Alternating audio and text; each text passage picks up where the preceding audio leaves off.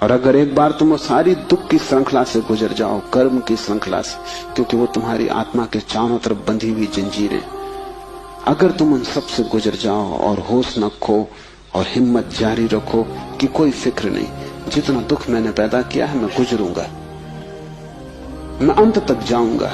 मैं उस प्रथम घड़ी तक जाना चाहता हूं जब मैं निर्दोष था और दुख की यात्रा शुरू न हुई थी, जब मेरी आत्मा परम पवित्र थी और मैंने कुछ भी संग्रह न किया था दुख का। मैं उस समय तक प्रवेश करूंगा ही, चाहे कुछ भी परिणाम हो, कितना ही दुख, कितनी ही पीड़ा। अगर तुमने इतना साहस रखा तो आज नहीं कल दुख से पार होकर तुम उस जगह पहुंच जाओगे जहां शिव का सूत्र तुम्हें समझ में आएगा, चैतन्य आत्मा है।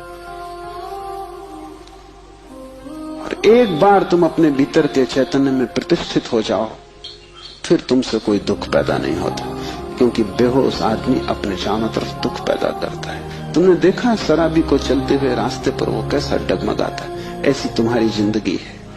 कहीं पैर रखते हो कहीं पड़ता है, कहीं जाना चाहते हो कहीं पहुंच जाते हो, कुछ करना चाहा था कुछ और ही हो जाता है, कुछ कहने निकले थे कुछ और ही कह के घर लौट आते।